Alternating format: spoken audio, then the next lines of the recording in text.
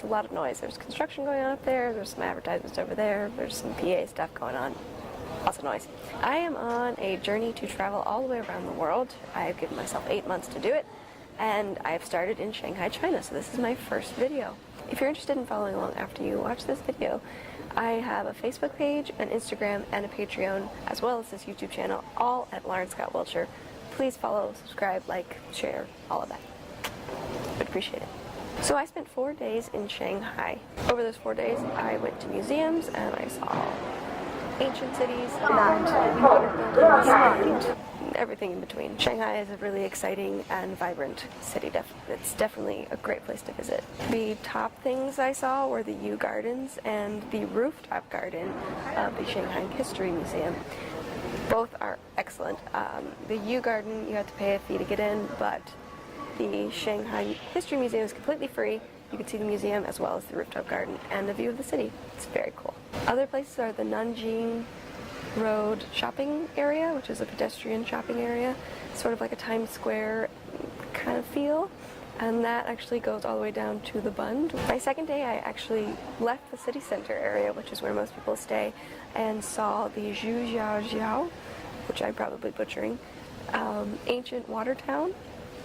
And it was a really cool and really bizarre experience. I highly recommend going in the north entrance, which is where you're supposed to go in, and getting the map and wandering around with the map, because I didn't have a map and definitely got very lost. It's a maze in there. Besides maps, especially ones in English, the most helpful resource I've found has been a VPN, or a virtual private network.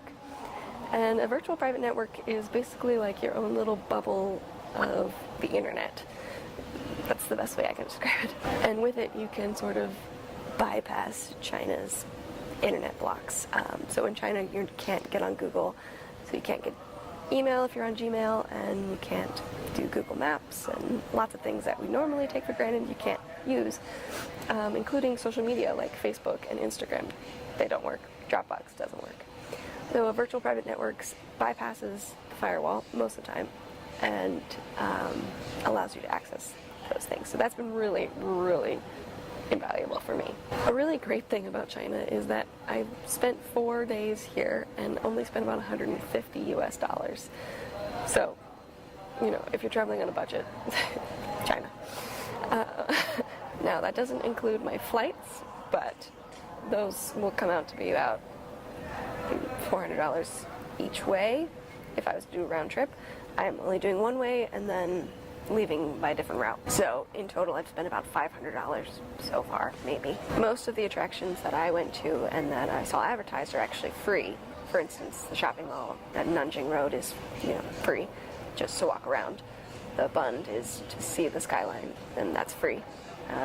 Most museums, or all of the museums that I went to, are free. Going to the ancient water town was free. You just have to pay to get there. I saved a lot of money walking instead of taking cabs or any other mode of transportation.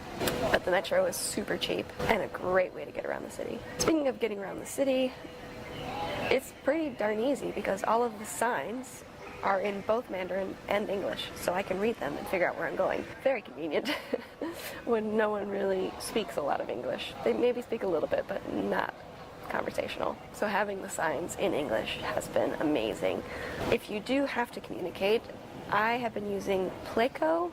I don't know if that's how to pronounce it, but it's an app, basically an English-Chinese translation app. More of a dictionary, actually. So it goes Google Translate, but you have to download Mandarin before you come, and I didn't do that because I didn't think about it, so oops. So I've been using Pleco.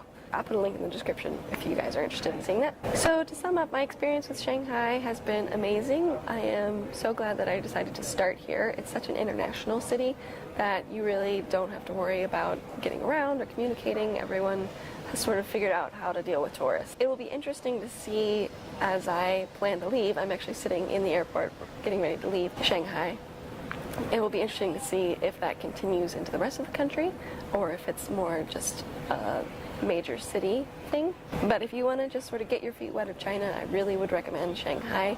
I haven't been anywhere else yet, so I can't really recommend it or compare it, but Shanghai has been great. I really, really enjoyed it, and I hope you get the chance to enjoy it one day as well. So that's it from Shanghai. If you enjoyed this video, please like and subscribe and share. You can also follow me on Facebook, Instagram, and I have a Patreon where you can support my travels. See you next time.